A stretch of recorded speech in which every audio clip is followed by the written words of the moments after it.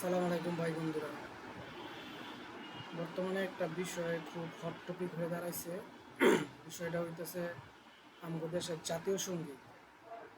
তো আমার এই বিষয়টা অনেক ছোটোবেলাতেই ধরেন যে পছন্দ না, যে আমার জাতীয় সঙ্গীত হচ্ছে রচয়িতাকে বিদেশি একজন, তাও আবার কে রাঠা রবীন্দ্রনাথ ঠাকুর, যে হচ্ছে পতিতালয়ের দালালা ছিল এর বাপে এবং সে, ওরা দুইজনে। তার মধ্যে ধরেন আমার অনেক আগে থেকে এই বিষয়টা নিয়ে অনেকবার অনেক ধরনের কথাবার্তা কইছে, অনেকে পছন্দ করছে অনেকে পছন্দ করছে না। তো ধরেন এইবার ভালো একটা সুযোগ আছে দেশে, দেখলাম যে ইলিয়াস ভাই থেকে শুরু করে বহু মানুষ এখন এই রাঠার বিরুদ্ধে কথা বলতেছে, আমাদের জাতীয় সঙ্গীত আবার পুনরায় ঠিক করা লাগে কথা বলতেছে। তো আমাদের জাতীয় সঙ্গীতটা ধরেন লেখা হয়েছে 1905 সালে বঙ্গভঙ্গের সময়। তো তখনকার আমলের একটা সঙ্গীত, তাও হচ্ছে আরেকজন সুরকারের সুর চুরি কইরা, হ্যাঁ, শুরু করে সুর চুরি করে বাংলাদেশের জাতীয় সঙ্গীতে সুর করছে রাঠায়।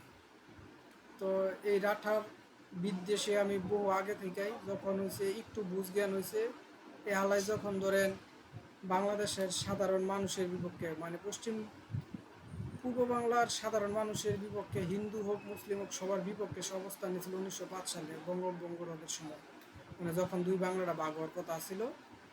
তখন এই আলাই কইছে মুখের দেশে কিসের বিশ্ববিদ্যালয় দরকার, এই কথাটা শোনার পরেই ধরেন এই রাঠার চরম একটা মানে শত্রুর মতো কইতারেন আমার। তো ধরেন আঙ্গ মতো যারা আছে একটু ইসলামিক ইসলামিক মাইন্ড না, অবশ্য ইসলামটার একটু বেশি প্রাধান্য দেয়, তারা হচ্ছে ধরেন দেশপ্রেমটা একটু বেশি, বা নিজের শিকার নিজেরটা নিজে করলে তারপর অন্যরকম শোনা যায়, যাদের হচ্ছে দেশের প্রতি একটু টান আছে, এই ধরনের লোক যারা আছে ওরা হচ্ছে কি জাতীয় সঙ্গীতের একটা ব্যাপক বিরোধিতা করে।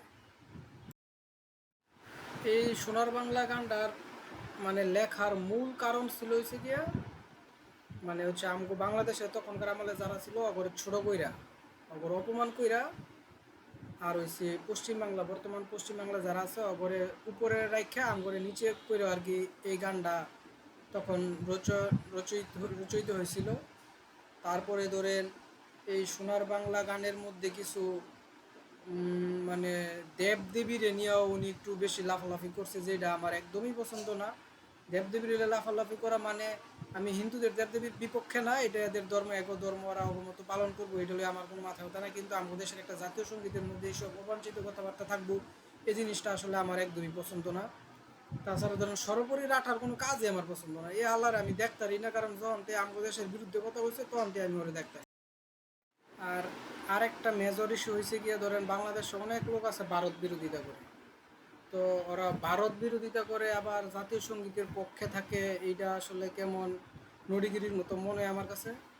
কারণ হচ্ছে গিয়ে আমাদের জাতীয় সঙ্গীতের যে মূল থিমটা, ওই মূল থিমটা ছিল দুই বাংলার এক রাখার জন্য, আর এই এক রাখাটার যেই বেস, আর বেসটা ছিল বাংলাদেশ বা তৎকালীন এই অঞ্চলটা হচ্ছে ভারতের অধীনে থাকবে।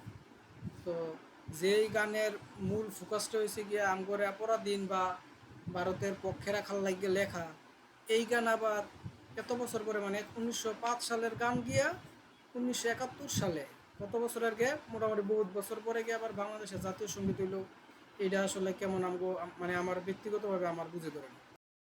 আর বর্তমান সরকার তো হচ্ছে গিয়ে ধরেন সবার সরকার, এইটা হচ্ছে গিয়ে কোনো নির্বাচিত সরকার না, তো সবাই পছন্দ করে ওনার বসাইছে, এবং ওনার কার্যক্রম দেখে মনে হইতেছে উনি অনেকটা ভারত বিরোধী। ভারত বিরোধী বলতে বাংলাদেশের পক্ষে লোক, যারা বাংলাদেশের বিপক্ষে লোক উনি বিপক্ষের, তার মানে উনি বাংলাদেশের পক্ষের লোক।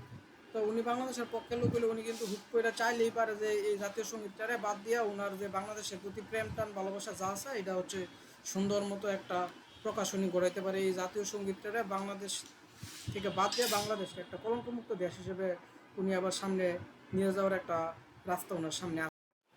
আর এই জন্যই আমার মনে হয় যে বর্তমানে আমি ভারত বিরোধিতার কোনো ফলাফল দেখি না। যদি ভারত বিরোধিতার ফলাফল আমরা দেখতাম, তাহলে এতদিনে জাতীয় সঙ্গীত ব্যান হইতো, এই জাতীয় সঙ্গীত চেঞ্জ করে নতুন জাতীয় সঙ্গীত বাংলাদেশের মানে বাংলাদেশের পক্ষে আইতো, যা হয়েছে কি এই দেশের কথা কইতো, স্বাধীনতার কথা কইতো, গরিব দুঃখী মেহনতি মানুষের কথা কইতো, মুক্তিযুদ্ধের সম্মান দিত, কিন্তু দেখা যাইতেছে আসলে কিছুই না।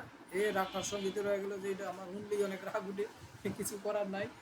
এটাই আর কি আমাদের দেশের মানে ফিউচার। একটা জিনিস জনগণের মাথা তাইলেও হুটহাট একটু দুই চার কথা কইয়া আবার দুম করে নিব্বা গেল, এর বেশি কিছু না। আসসালামু আলাইকুম।